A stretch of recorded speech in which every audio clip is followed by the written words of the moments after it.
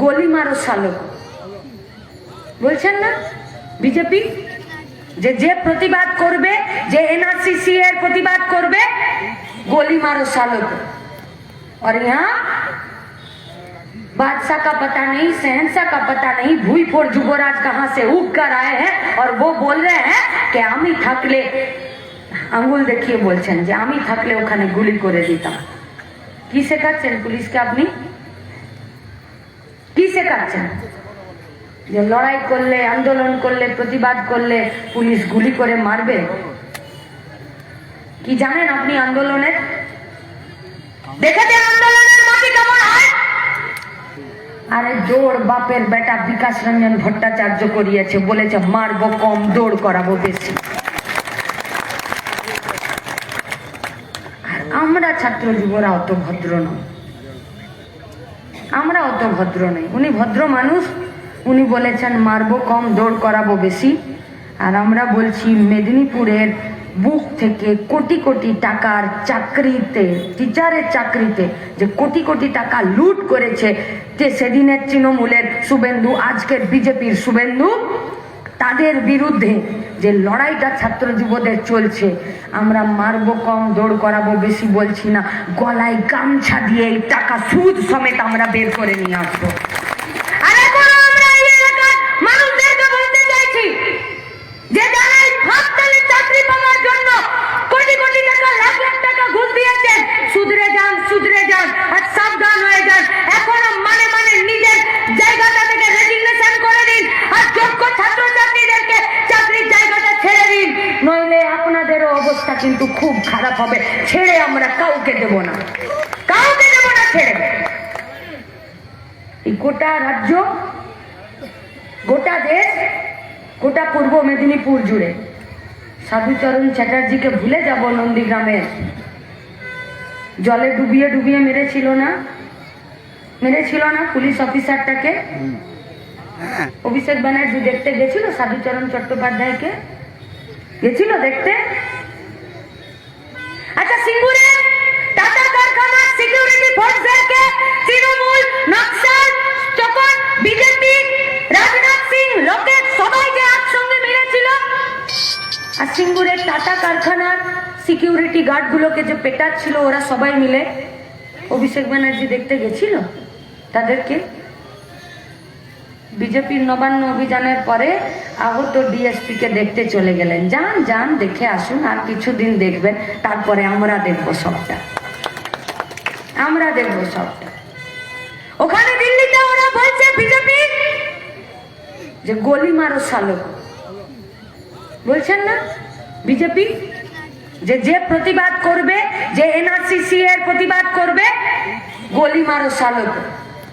और यहाँ बादशाह का पता नहीं शहंशाह का पता नहीं भूईफोड़ जुबराज कहां से उग कर आए हैं और वो बोल रहे हैं कि आमी থাকলে আঙ্গুল দেখিয়ে বলছেন যে আমি থাকলে ওখানে গুলি করে দিতাম। কি শেখাচ্ছেন পুলিশকে আপনি? কি শেখাচ্ছেন যে লড়াই করলে আন্দোলন করলে প্রতিবাদ করলে পুলিশ গুলি করে মারবে? কি জানেন আপনি আন্দোলনের? দেখেছেন আন্দোলনের মাটি কেমন হয়?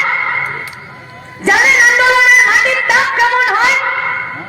দেখেছেন আন্দোলন করতে গিয়ে ঝান্ডা কাঁধে স্লোগান দিতে দিতে পুলিশের মারকে বাসে রাস্তায় লুটিয়ে পড়ে আমি আর বাঁচবনি বলে যে ছেলেটা কাঁদে, সেই ছেলেটার গলার আওয়াজ কেমন হয়? আপনি দেখেছেন যে পিতৃ সন্তান হারা পিতার মুখটা কেমন করে ফাটে? আপনি দেখেছেন লড়াই করতে গিয়ে কোন একটা সন্তান হারা মায়ের ফেকাতে মুখটা? লড়াই করতে গিয়ে নিজের ভিটের মাটি ছাড়া, গ্রাম ছাড়া, ঘর ছাড়া মা বউ বাপের মুখ দেখতে পারে না, সেই সব ঘর ছাড়া মায়েদের, মেয়েদের, কর্মীদের মুখ দেখেছেন? জানেন আপনি আন্দোলন কাকে বলে? সোনার চামচ নিয়ে জন্মেছেন তো, আর কলকাতার কালীঘাটের টালির চালার বাড়িতে স্কেলেটার আর কোটি টাকার ঝাড়বাতি ঝুলছে, আর জিম করে নাদুস নুদুস চেহারাটাকে রাফ এন্ড টাফ বানিয়ে ভাবছেন এইরকম ভাবে চালিয়ে যাবেন। এত সোজা হবে না।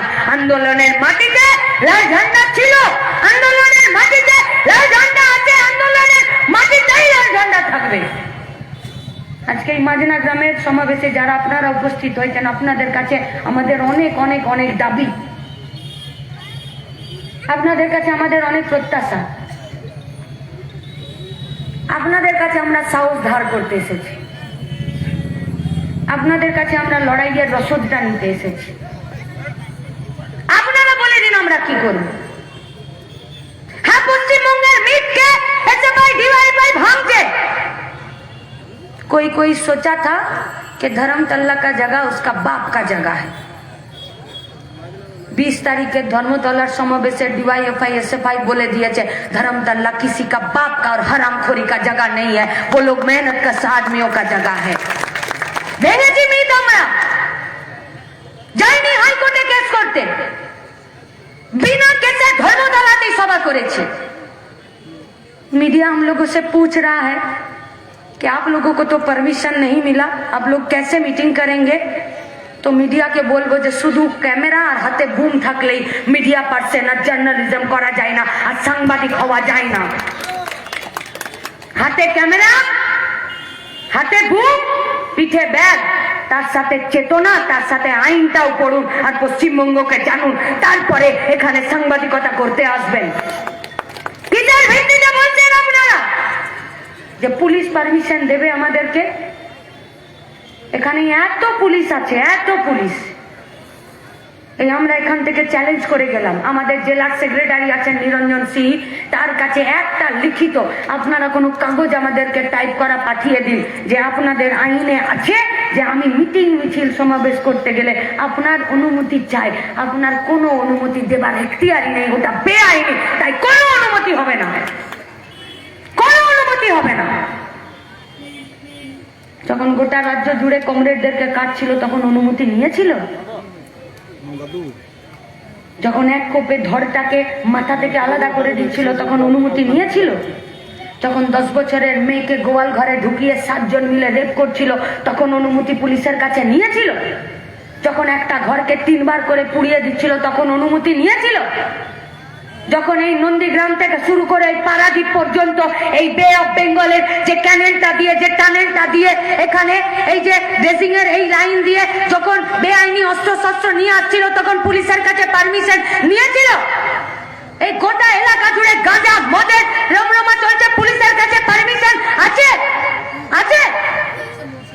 যখন সমাজের অপরাধকে খতম করার জন্য আপনার অনুমতি এখতিয়ার থাকা সত্ত্বেও ও কাজ যখন আপনি করতে পারছেন না, লাল ঝান্ডার মিছিল মিটিং এ চোখ তুলে তাকানোর সাহস দুঃসাহস দেখাবেন না, নইলে আমাদেরও সহ্যের লিমিট আছে।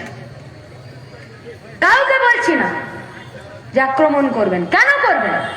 दुनिया बदलना चाहते हैं हम लोग, समाज बदलना चाहते हैं।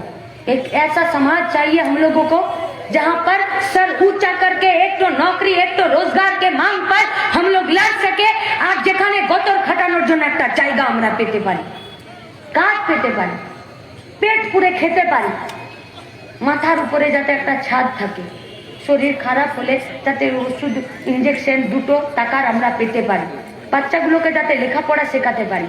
এর বাইরে কে কি চেয়েছে? কেউ চেয়েছে নাকি অভিষেকের বইয়ের মতন সোনার বিস্কুট পাচার করতে? কেউ চায়নি।